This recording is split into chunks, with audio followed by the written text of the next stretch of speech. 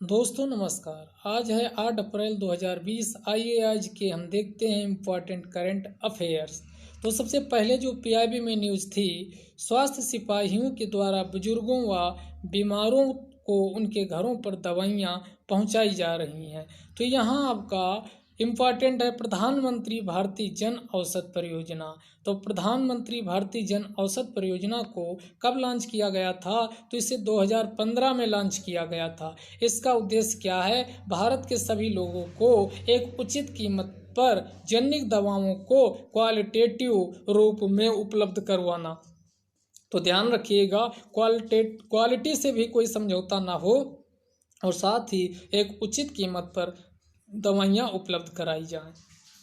तो ये दवाइयाँ जन औषधि स्टोर स्थापित किए जाएंगे, उसके माध्यम से उपलब्ध करवाई जाएंगी। अब ये प्रश्न है कि किस मंत्रालय के द्वारा ये परियोजना शुरू की गई? तो ये ministry of chemicals and bio fertilisers, रसायन तथा उर्वरक मंत्रालय के अंतर्गत एक आपका विभाग आता है, डिपार्टमेंट ऑफ बायो फार्मा, और डिपार्टमेंट ऑफ बायो फार्मा के अंतर्गत स्थापित है bureau of pharma PSUs of India. इसी को शॉर्टकट में BPPI के नाम से जाना जाता। तो BPPI के द्वारा इसे शुरू किया गया है। इसके अंतर्गत कौन अप्लाई कर सकता है? यानी जन औषधि स्टोर खोलने के लिए तो कोई भी NGO हो सकता है, धर्मार्थ संस्था या समाज हो सकता है, चैरिटेबल समाज हो सकता है, संस्था हो सकती, सेल्फ हेल्प ग्रुप हो सकती, जिसको कम से कम 3 साल का अनुभव है और किसमें? वेलफेयर एक्टिविटीज के सक्सेसफुल ऑपरेशन में। वेलफेयर एक्टिविटीज के सक्सेसफुल ऑपरेशन में अगर कम से कम 3 साल का अनुभव है तो अप्लाई कर सकते हैं। तो ये पहली न्यूज़ थी। अगला हम देख लेते हैं global forest resources assessment report 2020। Global forest resources assessment report 2020 यह प्रत्येक 5 वर्ष पर किसके द्वारा लॉन्च की जाती है? तो ये फूड एग्रीकल्चर ऑर्गेनाइजेशन, खाद्य तथा कृषि संगठन के द्वारा प्रकाशित की जाती है। तो ध्यान रखिएगा, global forest resources assessment report 2020 FAO के द्वारा प्रकाशित होती है। कितने वर्षों पर? प्रत्येक 5 वर्षों पर प्रकाशित होती है। और इस रिपोर्ट में यानी कि कहा गया है कि विश्व का सबसे अधिक सघन वन कौन है? रशियन फेडरेशन है। ना कि ब्राज़ील और कांगो बेसिन नहीं है, बल्कि रशियन फेडरेशन विश्व का सबसे अधिक सघन वाला क्षेत्र, वन वाला क्षेत्र बताया गया है। पहली रिपोर्ट एक कब प्रकाशित हुई थी? तो 1948 में पहली रिपोर्ट को प्रकाशित किया गया था। आगे हम जान लेते हैं FAO के बारे में। तो FAO क्या है? अब यहाँ आप लोग पूछते हैं कि क्या जो आप डिस्कस करते हैं वनडे के लिए इम्पॉर्टेंट है उतना इम्पॉर्टेंट जितना कि ISPCS के लिए।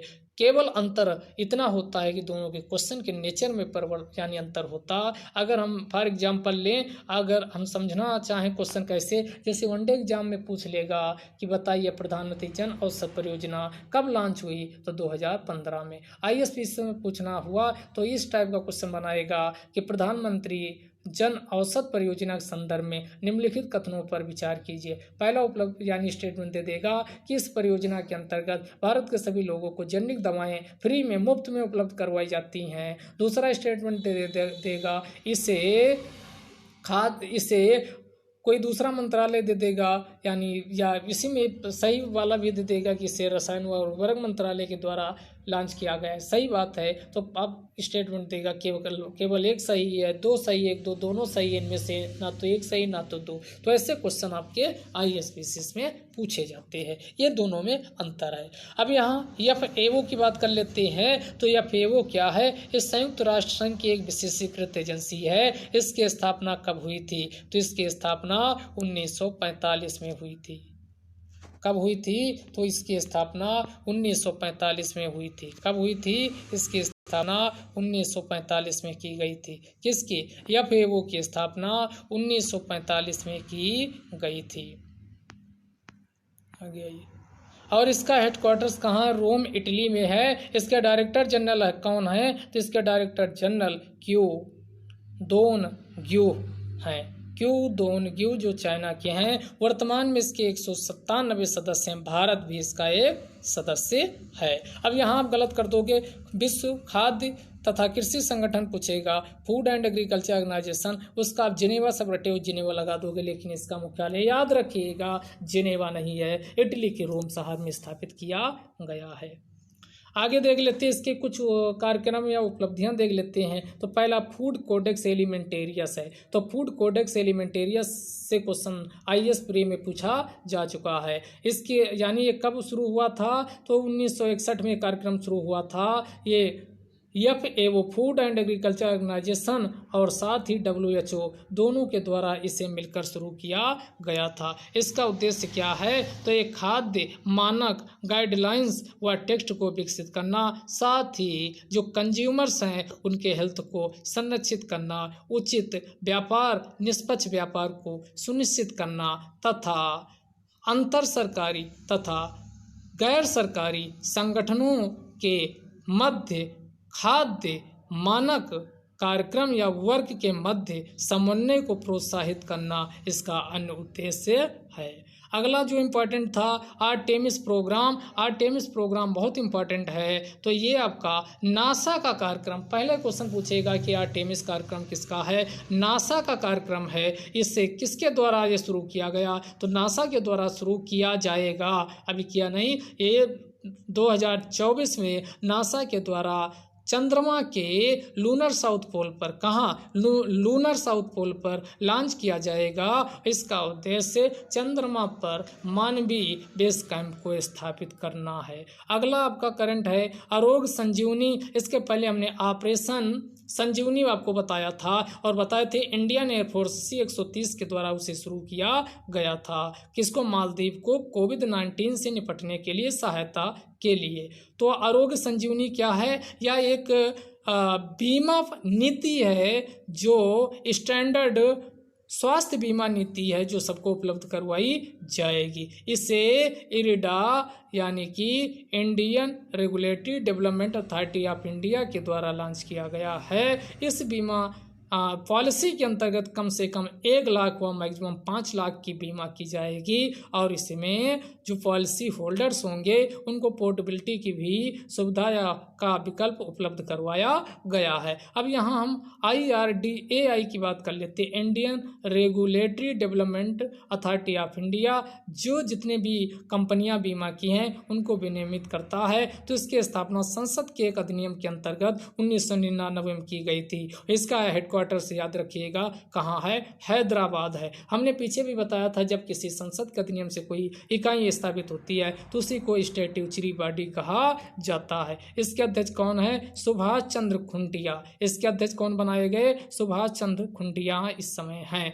अगला, आज से हम लोग एक नई पहल शुरू करते हैं, जो भी रोज ऐतिहासिक घटनाक्रम होगा उसको भी शामिल करेंगे। तो आज है 8 अप्रैल और 8 अप्रैल 1857 को ही आज के ही दिन बैरकपुर रेजिमेंट के मंगल पांडे को 1857 में फांसी पर लटकाया गया था और 8 अप्रैल को ही 1929 को भगत सिंह व बटुकेश्वर के द्वारा दिल्ली असेंबली में बम भी फेंका गया था। अगला हम बात कर लेते हैं SBI ने MCLR marginal cast of fund, MCLR की फुल फॉर्म है marginal cast of fund based lending rate MCLR में कटौती करते हुए कितने 35 बेसिस पॉइंट की कटौती करते हुए इसे 7.40% कर दिया गया है, जो 10 अप्रैल 2020 से लागू हो जाएगा। अब हम यहाँ बात कर लेते हैं MCLR क्या है, marginal cast of fund based lending rate क्या है। तो यह एक ऐसा न्यूनतम कर्ज दर होता है जिससे नीचे कोई भी बैंक अपने उपभोक्ताओं या कस्टमर्स को कर्ज नहीं दे सकता।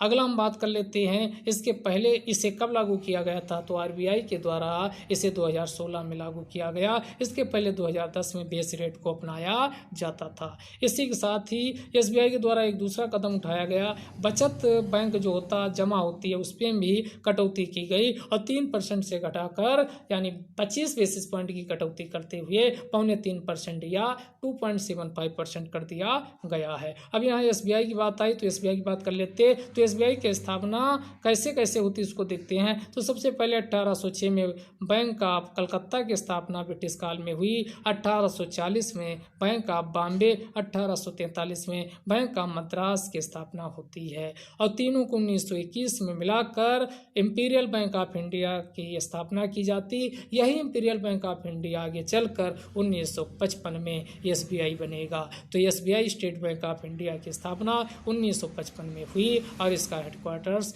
मुंबई है। इसके वर्तमान में अध्यक्ष रजनीश कुमार हैं। कौन है? रजनीश कुमार। इसके बाद कुछ हम एसबीआई की बात कर ले।